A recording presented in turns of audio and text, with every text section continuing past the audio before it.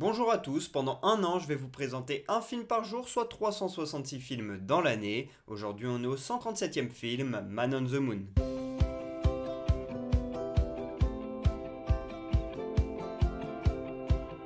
Man on the Moon est un film sorti en 1999, réalisé par Milos Forman. On retrouve un Jim Carrey qui interprète un comédien, son idole, celui qui l'a inspiré quand il était petit, c'est Andy Kaufman. Kaufman, il pratiquait un anti-humour et voulait surprendre son public, créer des émotions particulières chez lui en se moquant de lui ou en faisant des choses que personne d'autre ne faisait. Et on suit son histoire dans ce film. Pour sa performance, Jim Carrey il a gagné le Golden Globe du meilleur acteur et c'est totalement mérité, sa performance est folle. À côté de lui, on a Danny DeVito qui est génial. Également, on a Courtney Love, la veuve de Kurt Cobain, ainsi que Bob Zmuda qui était l'assistant de Andy Kaufman pendant sa vie et notamment sur tous ses sketchs. Puis on a également Jim Ross qui était un commentateur très connu en WWE. À la réalisation de ce film, nous avons Milos Forman, connu surtout pour Vol au-dessus d'un nid de coucou, ainsi que Ragtime, Amadeus ou encore Larry Flint. Au scénario, nous avons un duo, Scott Alexander et Larry Karaszewski, qui ont par exemple fait Big Eyes et Ed Wood pour Tim Burton.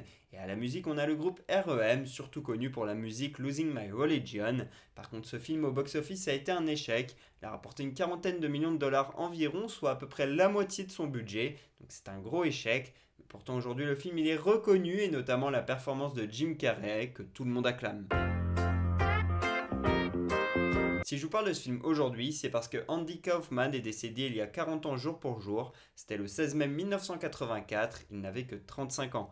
Et Andy Kaufman, il faisait quelque chose que l'on ne voit plus aujourd'hui, vraiment quelque chose d'unique. C'était un anti-humour complètement particulier. Il essayait de surprendre, etc. son public. Et il a notamment, par exemple, créé un personnage, Tony Clifton, qui était un chanteur de salon, qui était hyper violent dans ses propos, qui n'avait aucune limite. Et donc c'était à chaque fois le bordel quand il prenait ce personnage. Et il faut savoir que, eh bien, il prenait ce personnage et parfois c'était aussi son assistant, Bob Zmuda, qui le faisait, qui l'interprétait.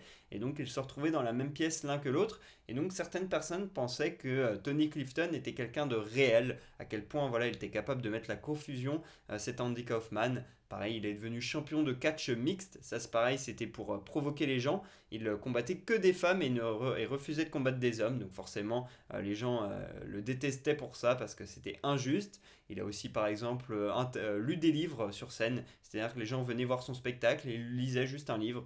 Donc bien évidemment, les gens étaient déçus, mais voilà, c'était à chaque fois pour faire quelque chose d'unique et de différent. Et il a dit que lorsqu'il mourrait, en fait, il allait mettre en scène sa mort et qu'il reviendrait 20 ans plus tard. Alors il est décédé d'un cancer prématurément à 35 ans, donc beaucoup de personnes pensaient qu'il reviendrait 20 ans plus tard, mais malheureusement il est bel et bien décédé. Ce film, je l'ai vu il y a 4 ou 5 ans à peu près pendant la période Covid. Je me rappelle que c'était dans une phase où on voulait voir avec mes frères tous les films de Jim Carrey. Donc on avait vu toutes les comédies, Foodie Ren, Ace Ventura, Dumb and Dumber, Disjoncté, tout ça, tout ça. On avait revu The Mask, on avait déjà vu. Et j'ai décidé de regarder sur MyCanal tout seul Man on the Moon, qui était un film un peu différent et je pensais que ça allait pas forcément plaire à mes petits frères parce qu'ils étaient encore assez jeunes, donc c'est un sujet un peu particulier. Et j'ai vraiment adoré ce biopic, notamment la performance de Jim Carrey que j'ai trouvé sublime. Et il faut d'ailleurs savoir que Jim Carrey il a fait un documentaire sur sa performance parce qu'après il avait du mal à se détacher du personnage. Elle lui est tellement rentrée dans la tête qu'il a décidé d'en faire un documentaire dispo sur Netflix, il me semble, qui s'appelle Jim et Andy. C'est hyper intéressant de comprendre déjà le travail d'acteur, comment tu rentres dans un personnage et comment tu en sors aussi, c'est difficile. On l'a vu par exemple avec Heath Ledger et le Joker, hein, dans le plus grave des cas. Et ça permet aussi de voir à quel point Andy Kaufman était important pour Jim Carrey.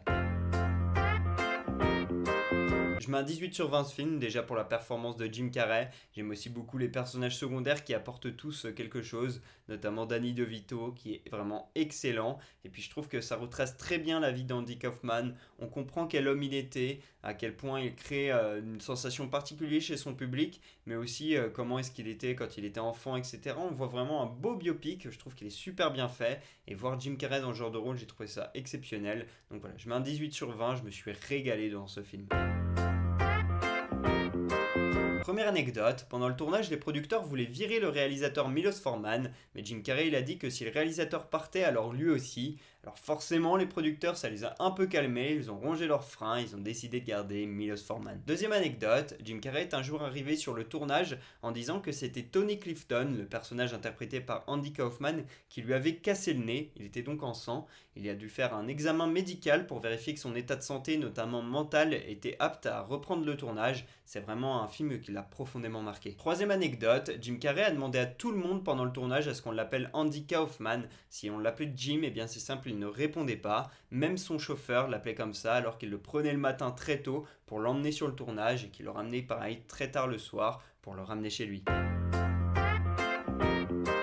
Voilà pour ce 137e épisode, j'espère que je vous aurai donné envie de regarder Man on the Moon. Pour ma part, je vous dis à demain pour parler du 138e film de l'année. Et pour que vous sachiez de quel film on va parler, un petit indice, Clair de Lune. Dites-moi en commentaire soit de quel film on va parler. À demain.